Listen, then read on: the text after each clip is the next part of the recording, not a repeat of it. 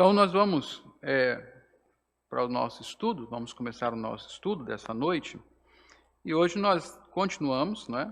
Estamos falando sobre o eterno decreto de Deus. É o capítulo 3 da nossa confissão de fé.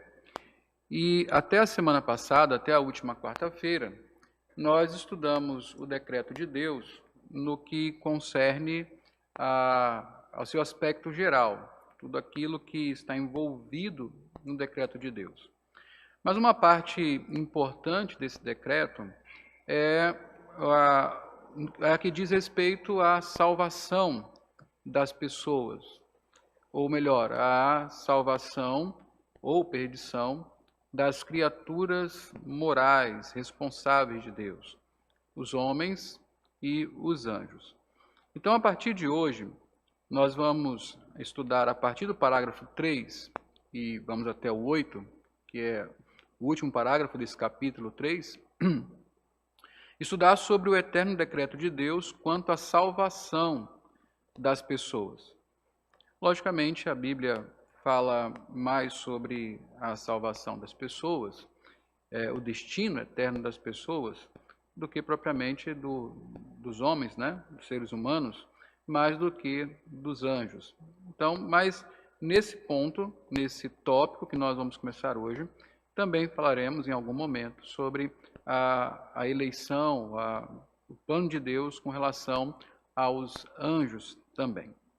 Então vamos seguir aí, você tem um guia de estudo, há um link na descrição do vídeo, ou se você faz parte da igreja, nas mídias sociais, você deve ter recebido um link, basta você procurar o tópico 6.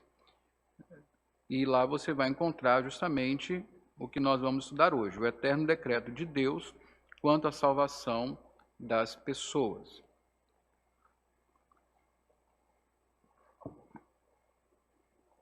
Começamos com os parágrafos que falam sobre isso em nossa confissão de fé. Então, hoje nós vamos começar a ver esses 3 parágrafos, o 3, o 4 e o 5. Parágrafo 3 diz: pelo decreto de Deus e para a manifestação da sua glória, alguns homens e alguns anjos são predestinados para a vida eterna e outros pré-ordenados para a morte eterna. Esses homens e esses anjos, assim predestinados e pré-ordenados, são particular e imutavelmente designados. O seu número é tão certo e definido que não pode ser nem aumentado nem diminuído.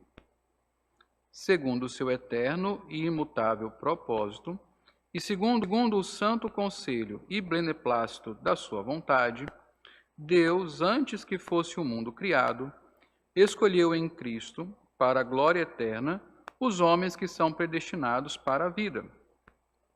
Para o louvor da sua gloriosa graça, ele nos escolheu de sua mera e livre graça e amor, e não por previsão de fé ou de boas obras e perseverança nelas, ou de qualquer outra coisa na criatura que a isso o movesse, como condição ou causa. Os parágrafos que nós vamos começar a estudar a partir de hoje são esses 3, a princípio. Depois nós terminaremos com o 6, o 7 e o 8. É importante que você, depois da nossa transmissão, em um momento livre em sua casa, você volte a esses parágrafos e examine cada um dos textos, porque assim você, além de poder compreender melhor as afirmações, você também vai observar que elas estão fundamentadas na Bíblia, na Palavra de Deus, não é? Porque a nossa confissão é uma sistematização do que está na Bíblia, não é uma invenção humana. Então, vamos seguir aqui agora. A partir desse estudo, veremos o decreto de Deus de forma mais específica, no que diz respeito ao destino eterno das pessoas, ou seja, a salvação e a perdição dos homens. Para isso, devemos conservar em nossas mentes as características gerais do decreto de Deus, pois elas também se aplicam a esse assunto específico. Então é importante que nós começamos aqui falando sobre o decreto de Deus de forma geral. E se você voltar aí no guia de estudo e observar aqueles tópicos, aquelas afirmações que nós trabalhamos no decorrer das últimas semanas, aquilo que define o decreto de Deus geral também serve para esse decreto, quando nós olhamos para o decreto de Deus de maneira específica. Não são dois decretos, é o mesmo decreto, não é? Portanto, aquilo que nós já sabemos da natureza, imutabilidade, perfeição, independência, autossuficiência de Deus e, consequentemente, do seu decreto, também se aplica ao que nós vamos passar a estudar agora, que é exatamente quando o decreto de Deus fala sobre a salvação de pessoas, dos homens e também dos anjos. Vida ou morte é o nosso primeiro tópico aqui. Vida ou morte eterna.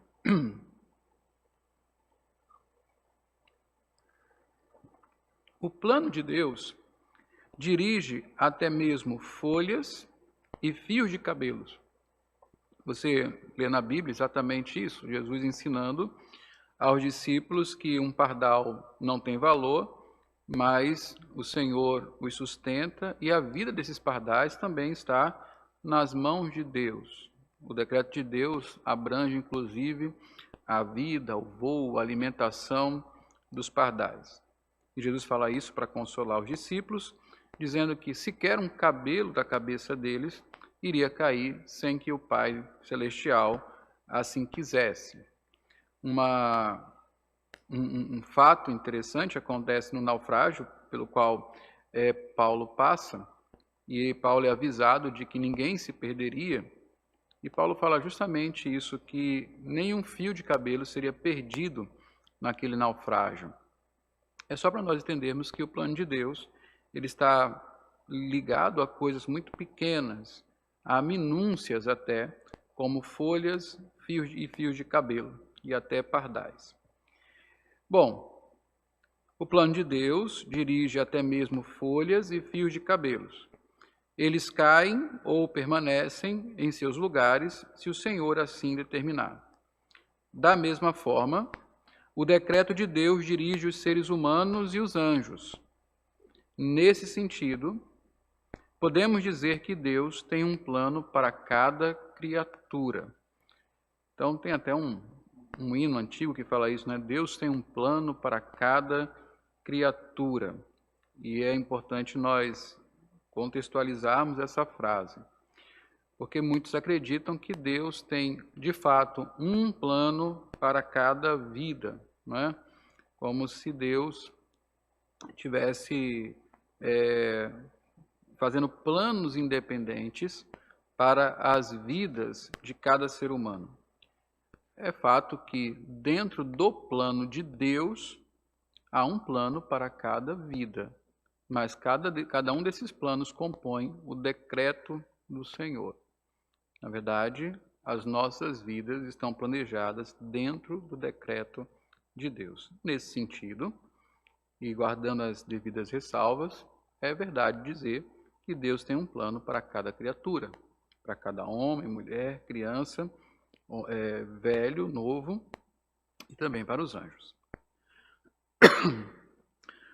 Quanto aos homens e aos anjos, há os que Deus predestinou para a vida eterna e os que ele pré-ordenou para a morte eterna.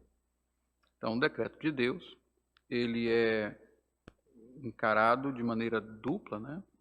Alguns chamam de dupla predestinação, outros vão falar sobre o decreto que determina a perdição dos homens como o decreto terrível, é assim que Calvino trata, e alguns sequer aceitam tal ideia, acreditam que Deus escolheu os que iriam ser salvos, ou simplesmente deu oportunidade para os que seriam salvos, e os demais se perderam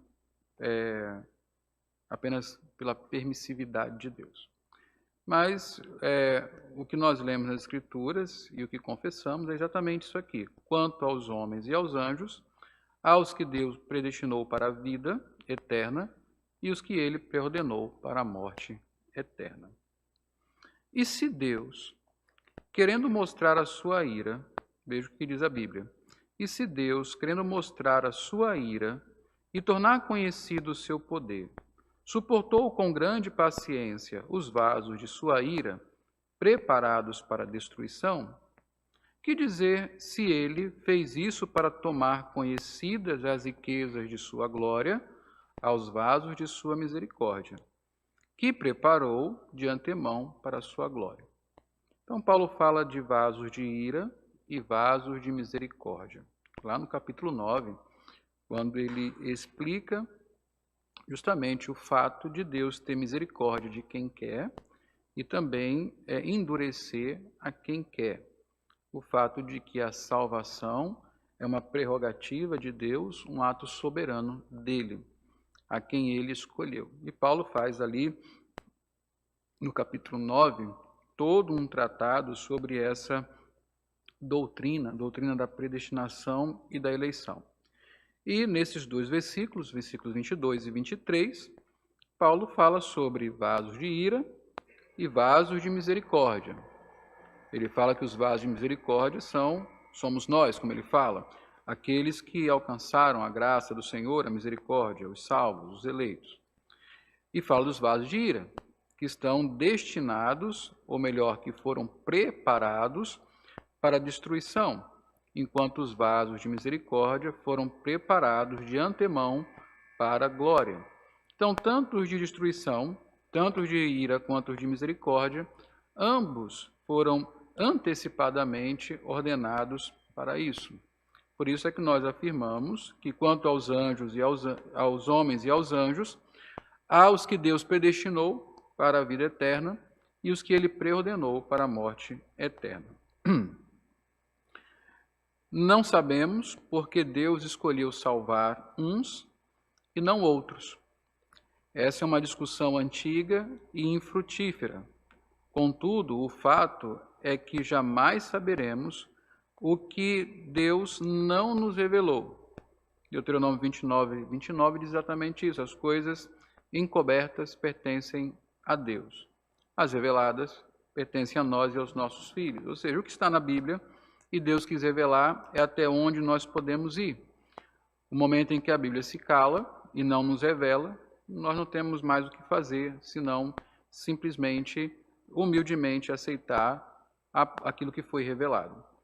Então, essa questão de por que Deus fez assim, por que Deus escolheu uns para a salvação, outros para a perdição, não está revelada. As razões de Deus, a metodologia de Deus, não está revelada para nós. E se nós ficarmos discutindo a respeito disso e fazendo elucubrações ou qualquer coisa que seja, nós não vamos produzir fruto algum.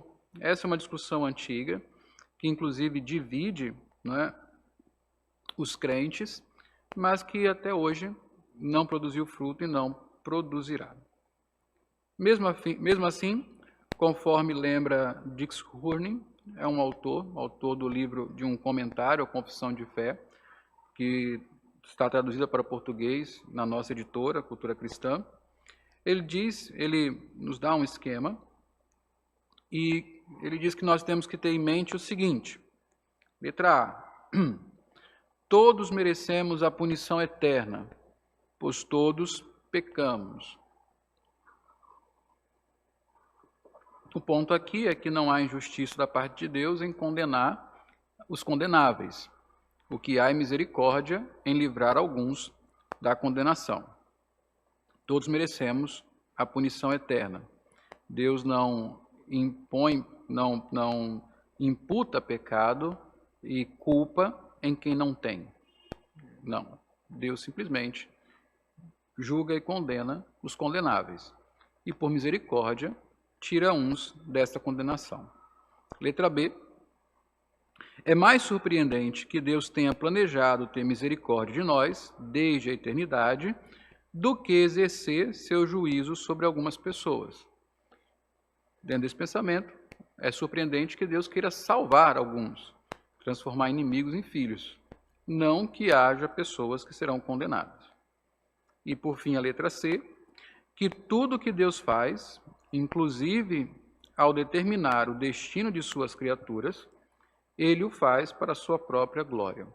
São 3 coisas que nós precisamos ter em mente, a fim de nos nortearmos no que diz respeito a esse assunto.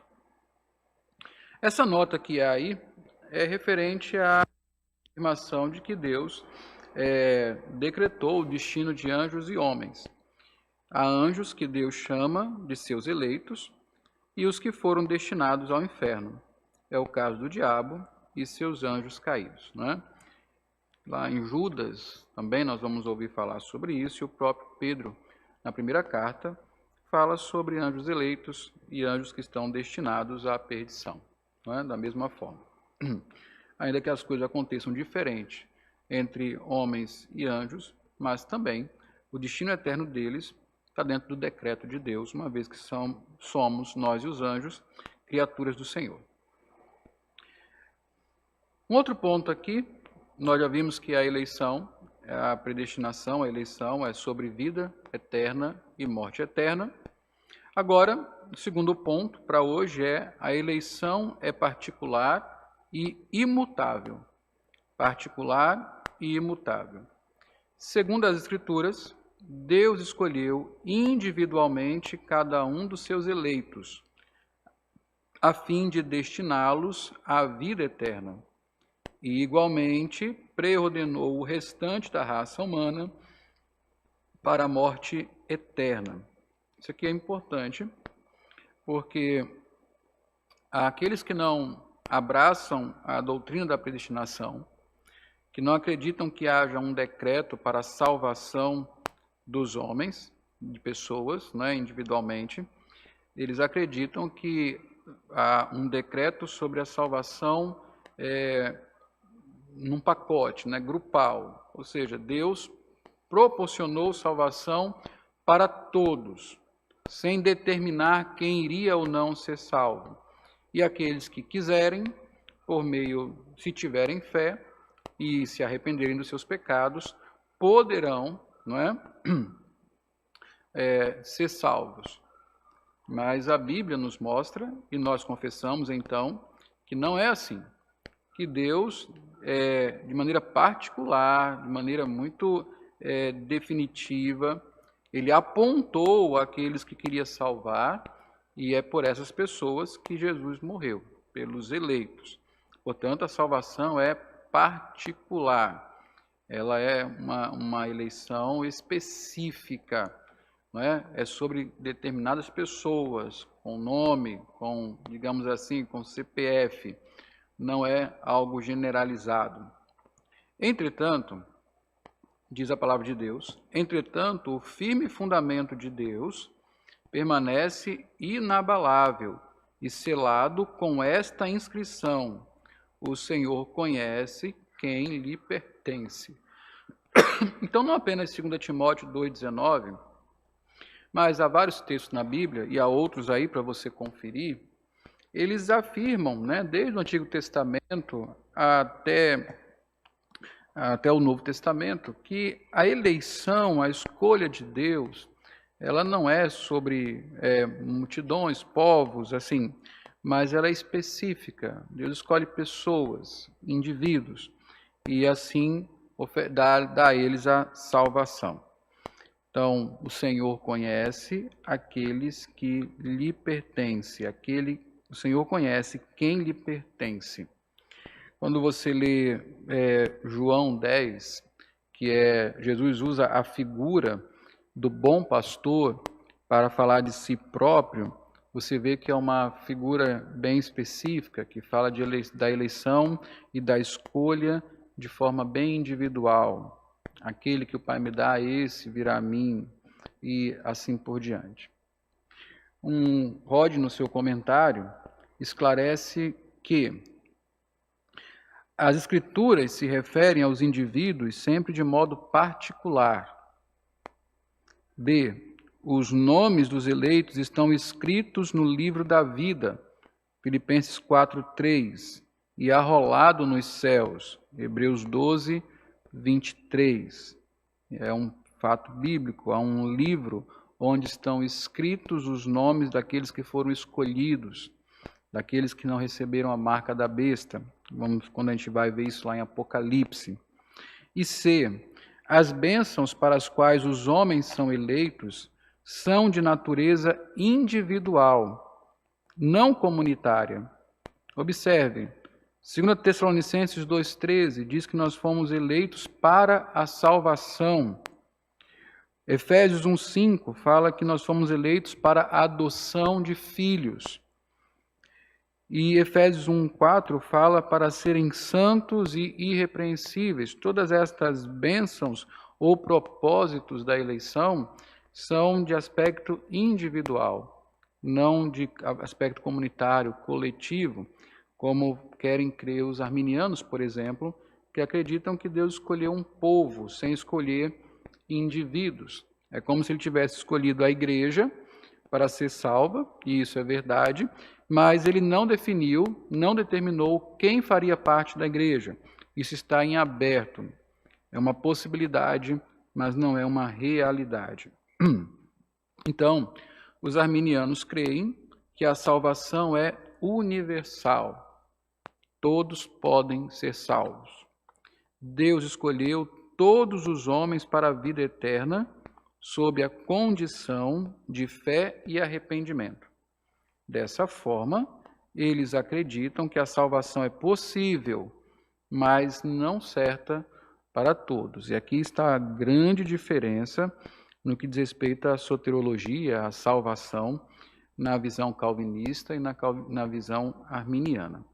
Como nós vimos a semana passada, nós cremos em um decreto absoluto. Deus decreta os fins e também os meios. Deus, o decreto de Deus, ele é independente. Tudo que é necessário para que ele seja cumprido está providenciado dentro do próprio decreto.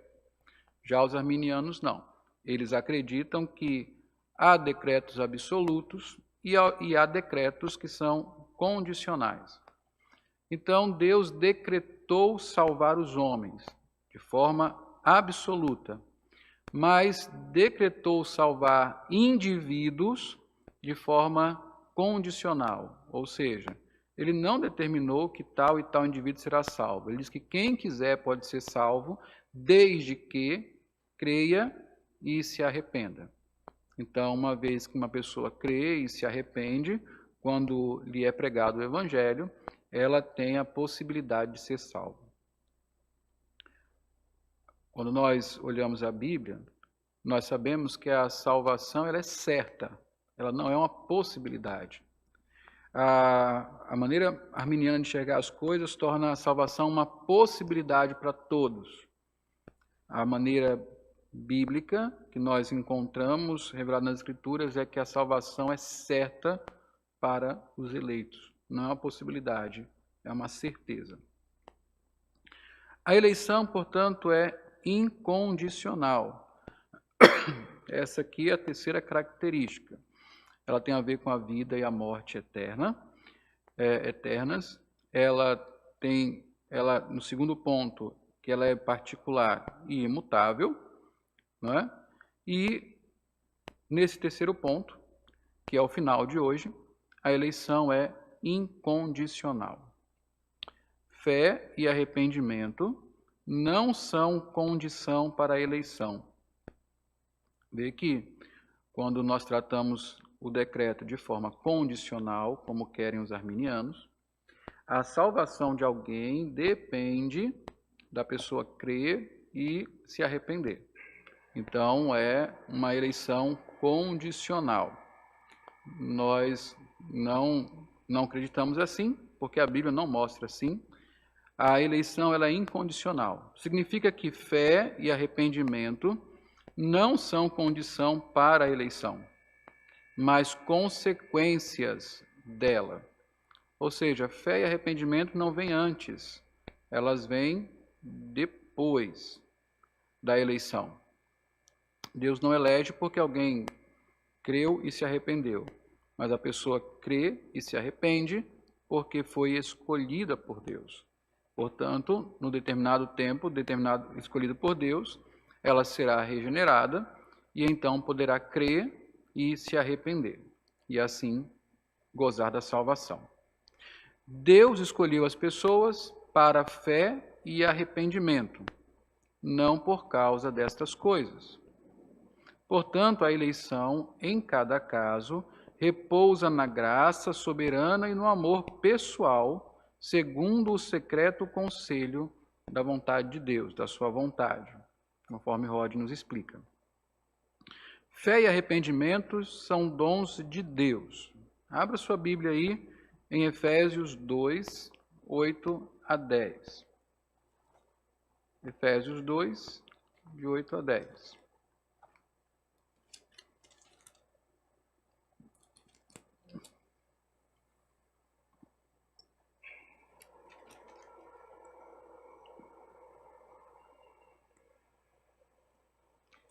É o finalzinho daquele tratado, aquele mini tratado que Paulo faz sobre a eleição,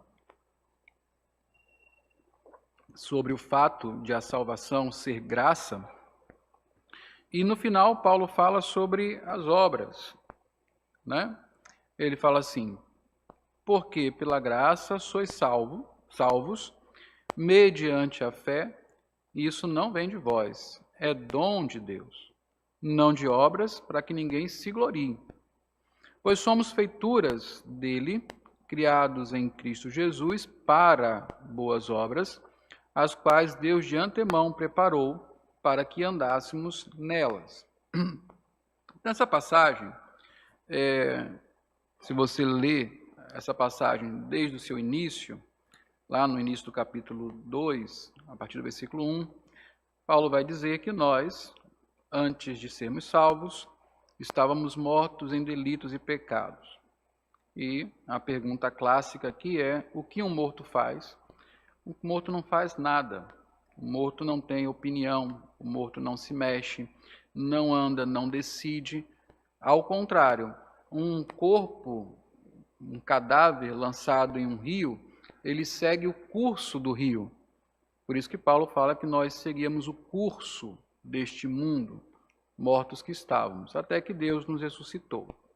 E a conclusão desse assunto, que pela graça fomos salvos, mediante a fé, é que isto, salvação por graça, por meio da fé, é um dom de Deus. Então, o pacote da salvação inclui a graça, a graça da fé e do arrependimento. Esse é o pacote da salvação, é dar ao pecador uma nova vida que permita a ele crer e se arrepender. Por isso que isto não vem de vós, é dom de Deus. Mesmo assim, nós somos salvos por graça e não por fé. É sempre bom lembrar disso, não é? Porque pela graça sois salvos por meio da fé ou mediante a fé. A fé é meramente a causa instrumental. A graça é oferecida e é nos dado fé para segurar a oferta. Mas mesmo esta fé é um dom de Deus. Quando fala-se de obras, e fé e arrependimento são obras, são boas obras, fala aqui que não é por obras, para que ninguém se glorie, pois somos feituras dele, criados em Cristo Jesus, para boas obras. Ora, se fé e arrependimento, elas estão dentro das boas obras, elas então vêm no para, não no porquê, mas fomos salvos para as boas obras, para a fé e arrependimento. Não é? Quando você lê Romanos 2,4, que também está anotado aí, vai nos lembrar que é a bondade de Deus que nos conduz ao arrependimento. Em Atos nós lemos que creram todos os que foram destinados à vida eterna. Então, é claro na Bíblia que fé e obras não precedem a graça, mas procedem dela. Portanto, elas não são a condição para a eleição. Deus não escolheu ninguém porque viu neles ou previu neles qualquer tipo de fé ou arrependimento. Não. Quando Deus escolheu para que eles crescem e se arrependessem no tempo em que ouvissem o Evangelho. Letra B. Fé e arrependimento são exercidos por pessoas regeneradas apenas. O não regenerado não tem fé salvadora nem arrependimento para a vida. Só o regenerado. Assim que a regeneração, primeiro vem a regeneração, depois vem a fé e o arrependimento. Logicamente que isso não se dá para colocar cronologicamente, mas se pudéssemos didaticamente organizar as coisas, primeiro vem a regeneração, depois vem a fé e o arrependimento. E a regeneração é obra do Espírito Santo. A eleição, letra C, está condicionada ao beneplácito da vontade de Deus. Ou seja, a única condição para a eleição é Deus querer ou não querer. Então vamos abrir Efésios, já que estamos aí com a carta aberta, Efésios 1, 5 a 6.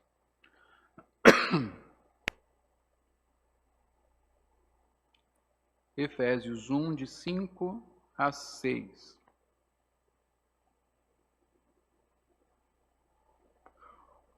Fala assim a palavra do Senhor.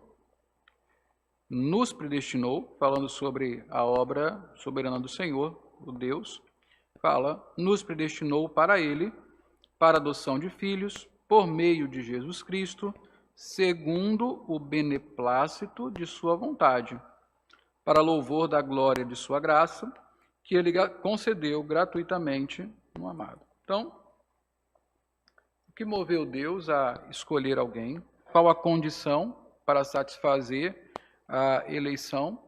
Nenhuma, senão a própria vontade de Deus, o beneplácito da sua vontade. Por isso é incondicional. Um dos pontos doutrinários que fundamentam a fé reformada é justamente a eleição incondicional e, inclusive, alguns preferem chamar de eleição específica. Ou seja, Deus escolheu quem quis especificamente aqueles que Ele queria, a quem Ele queria salvar. A conclusão é a seguinte, para este ponto, ou para estes pontos que nós estudamos hoje. A doutrina da predestinação, com todas as suas implicações, inclusive a reprovação dos pré-ordenados para a morte eterna, sempre será misteriosa para nós, ainda que não absolutamente, posto que a Deus aprouve nos revelar algo sobre isso. Contudo, nunca a compreenderemos completamente. Isso é um ponto passivo.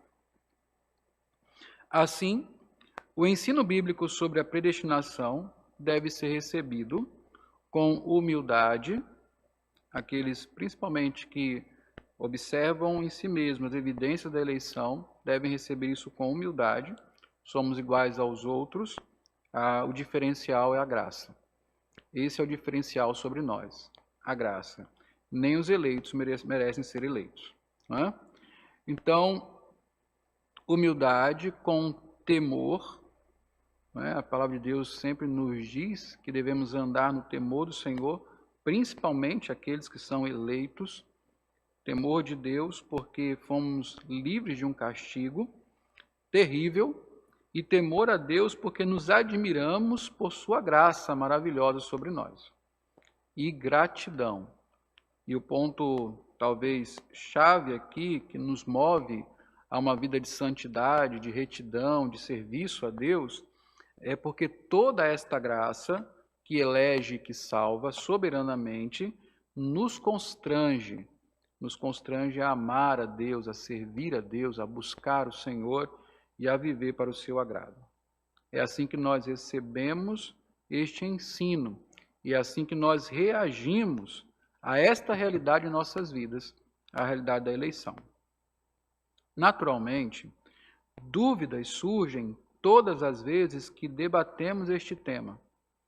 Até mesmo dúvidas sobre a justiça e a bondade de Deus. Isso é natural. Toda vez que pensamos no decreto de Deus, Paulo já antecipou essas perguntas lá no capítulo 9. Nós somos tentados a pensar sobre uma injustiça, sobre uma falta de sabedoria, somos tentados inclusive a lançar maldade sobre Deus.